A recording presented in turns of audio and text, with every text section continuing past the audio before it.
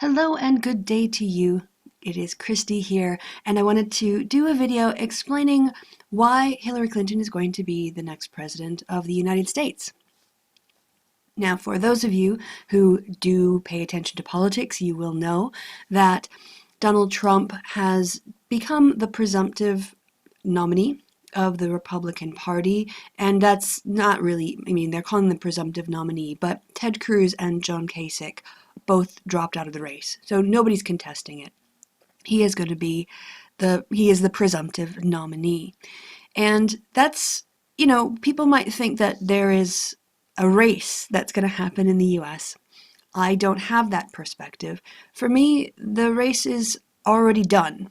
I know that not a single vote's been cast, but if you look at the two things that I'm going to be showing you, which are the map and the numbers with polling, you can see how I formed my conclusion that congratulations, Madam President-elect. We look forward to swearing you in as the first woman president of these United States. The reason that I can be so confident in my prediction is because I'm not looking at the day-to-day ephemeral shifts and changes that happen during the course of a campaign. Instead, I'm looking at what I would call, the more profound and stable structures of how elections operate within the United States. And if you're looking at the screen right now, you will be seeing a picture of a map.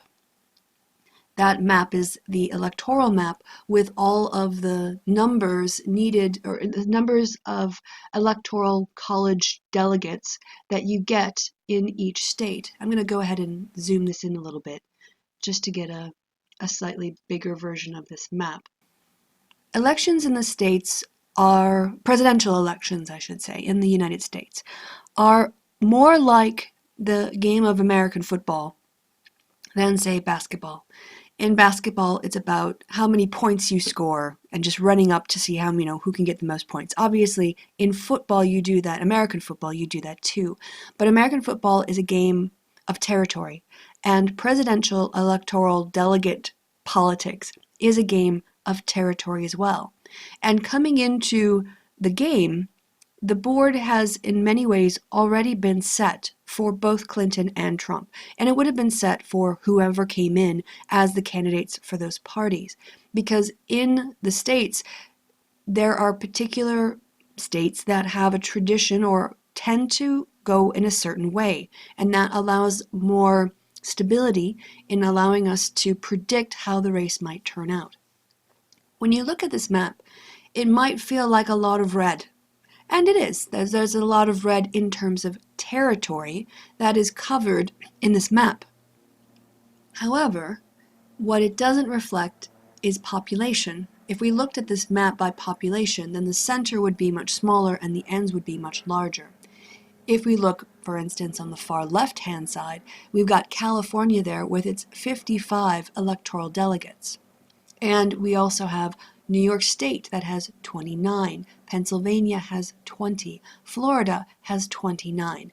And of course, for those of you who've watched previous elections, you'll know the magic number is 270. That's the number that you need to get to in order to become President of the United States. In order to give the particulars, I will read out what the article says. Here's the underlying math. If Clinton wins the 19 states and the District of Columbia that every Democratic nominee has won from the 1992 to 2012 elections, she has 242 electoral votes. Add Florida's 29 and you get 271. Game over. The Republican map, whether with Trump, Cruz, or the ideal Republican nominee, Paul Ryan, as the standard bearer, is decidedly less friendly. There are 13 states that have gone for the GOP presidential nominee in each of the last 6 elections, but they only total 102 electoral votes. That means that the eventual nominee has to find at least 168 more electoral votes to get to 270, which is a heck of a lot harder, or which is a hell of a lot harder than finding 28 electoral votes. Here they use the Cook report, presidential voting by state. And I'm going to zoom this in again because that's kind of small. not really zooming in the picture. There we go. Maybe that would be better. Ooh, that's a bit too big. Okay, so it's either like not big enough or in your face. All right, let's go in your face and see how that goes. These are the states that have voted for the Democratic candidate in the six out of the last 6 elections. And they total up, as you can see, to 242 votes. All Clinton needs to do is stay ahead in the polls in these 19 states, plus a few extras to get her to 270. What was Florida again?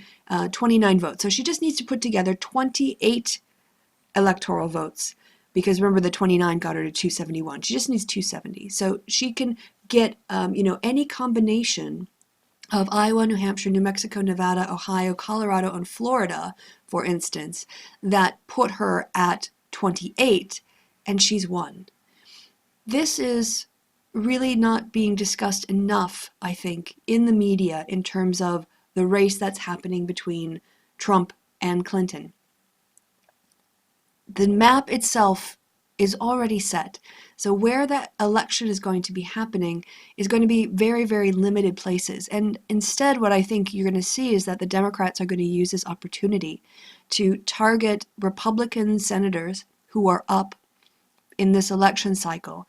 Those maps, for instance, might map onto a state that needs to be held by Clinton or is more marginal. Let's say my home state of Wisconsin. It has gone for the Democratic candidate in the last 6 elections, but it tends to go Republican in off-presidential years. And right now, Ron Johnston, who was elected as part of the Tea Party revolution in 2010, is facing Russ Feingold, the only U.S. senator who voted against the Patriot Act back in the day, and that's how progressive Russ is. Clinton visiting Wisconsin and people organizing against Trump in Wisconsin is probably really going to be more just to secure that pattern of presidential turnout for the Democratic candidate remains strong, but also to help down ballot candidates.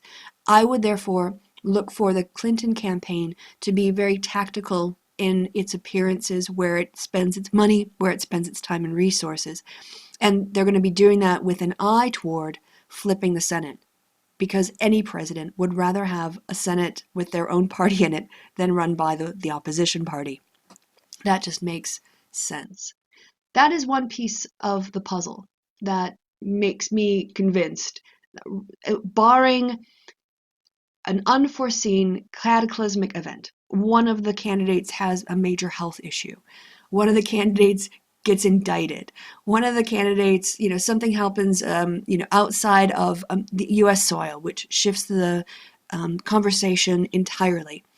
I can see something like that perhaps being the only thing that could really challenge the structure of Clinton's advantage in terms of electoral votes. As we've seen her here with this map, she's already starting with 242, I think it was the number, 242 electoral votes that are pretty much just guaranteed, and then she just has to find a few more to sweep up. And whereas Trump is going to have to play and spend more money in areas trying to get to his 270. It's just a massive uphill battle. It has nothing to do with Trump or Clinton in terms of their personality. This is just what we would call, the structure of the electorate. Based on where population is, based how the Electoral College works, Democrats start off this presidential race with a structural advantage because of the way that reality is worked out. The other thing that I wanted to bring to your attention are the numbers. And the numbers here are Trump's unfavorables with massive amounts of demographic groups, with massive people across the country. You will see Donald in interviews saying that in his race, he won women, he won Hispanics, he won African Americans, he won old people, he won young people. What Donald keeps forgetting is that was the Republican primary. Yes, Donald Trump can get women who already are mentally, predisposition. They're set to vote Republican. They want to vote for the Republican Party. The same thing with people who are, let's say, your ethnic background diversity. If you're decided you're going to vote Republican, kind of doesn't matter what your ethnic background is in that way, you're going to vote for a Republican candidate. That's not Donald Trump's problem. Donald Trump should be able to get Republican women, Republican millennials, Republican evangelicals, Republican African American voters. That doesn't prove his ability to get independents, women and African Americans and millennials to vote for him, or secular voters to vote for him. And it certainly doesn't say anything about his ability to attract people from the Democratic side outside of that very specific subgroup demographic of white, working class, blue class workers who are men. There are undoubtedly some people who have been traditionally identified with the Democratic Party who maybe for whatever reason have drifted away from it. We also see quite often, at least in political science when we do gender gap analysis, that men are more likely to report themselves as being independent but then actually vote Republican. So sure, some of those independent voters who say that they're independents are really just, it's not that they're lying, but the fact is they say they're independents, but then they go and vote for the Republican candidate at every election. So there's a very good possibility he'll pick up that section of independent voters. But with the other demographics, it's just painful. I'm going to cover now this article in Politico, which was, I thought, really, really well done. They have some good quotes in here, and I think it explains it very well. So instead of me babbling on, I'm just going to read out some key paragraphs here to explain the problem that Trump faces, not just with the race in general. Remember that, as I pointed out, this is going to be a state-by-state race. So he's going to have to start looking at polls in each state and the demographic makeup of each state. These are the numbers that really should scare Trump supporters. As a bit of an introduction, there was some coverage in the exit polls, I think I saw was with Steve Kornacki on MSNBC, that in Indiana, about just under a third of Republicans who are voting saying that they can't vote for Trump. And that means he's got not, he doesn't have 100% of people in the Republican primary willing to vote for him. And that is the context I want to set up for this quote that I'm going to start with from Neil Newhouse. Can he get close to that 92 or 93% of Republican votes that he needs to win this thing?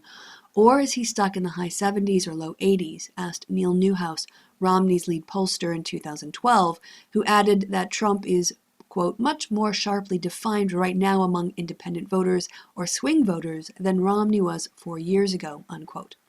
Even in a best-case scenario where Trump unifies all Republicans, some GOP pollsters say that won't be nearly enough.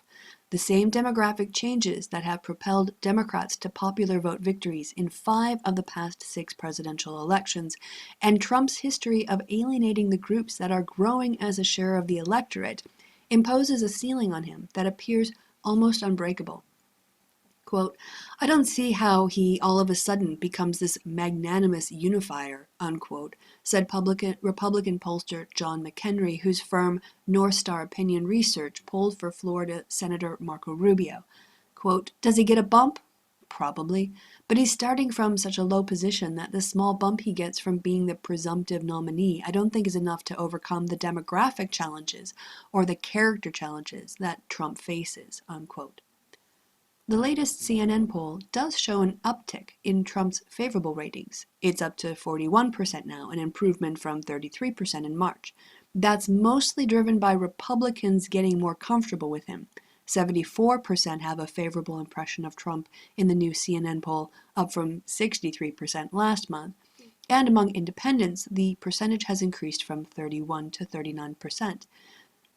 But that still means Trump has large unfavorable ratings among a number of key voting blocs. Independents, 57%, women, 64%, and non-white voters, 74%. McHenry outlined some of the back-of-the-envelope math, starting with the number of assumptions to outline Trump's uphill path. First, he assumed 3 in 10 voters this fall are non-white. a modest increase from 28% in 2012, according to exit polls. He then gave Trump a share of 10 percentage points greater than his average favorable rating for a number of demographic groups. If Trump's vote share among white women was 50%, McHenry said, which would be down from Romney's 56% 4 years ago, that would mean Trump would have to win about 85% of white men to win, an astounding percentage and dramatically better than Romney's 62% share. Trump also faces a near historic deficit for this point in the election cycle. All right, I think I'm going to stop that there.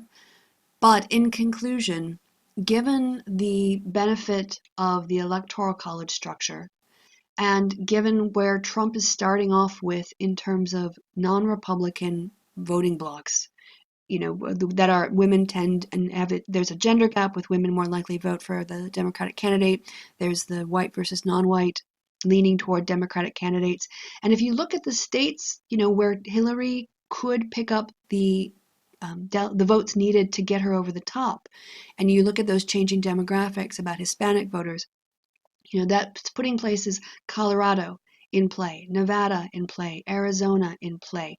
It's putting places like North Carolina and Virginia into play. Even in the Midwest, Obama was able to carry Ohio. She has a lot more flexibility in getting to the magic number than Trump does. And he's going to have a much harder time competing in those states because he just has so much more territory to cover. And at the end of the day, I think when you put the structural factors of how the campaigns, the Electoral College plays out based on how the parties are performing, together with Trump's dismal numbers outside of the Republican bubble, the only conclusion I can come to is President Hillary Clinton. Right, guys, we'll see how I do. I mean, it's, May now, and we've got till November, so I might be eating my words in several months' time. But as I said, barring some kind of really dramatic event that fundamentally shifts the structure of the campaign, just as with when I was analyzing Trump's taking on the various candidates and the structures that were propelling him forward, the change of the structure from a primary structure to a general structure, to me, pretty much guarantees a Clinton win as far as all the data available and given what we know about how things have gone in the past.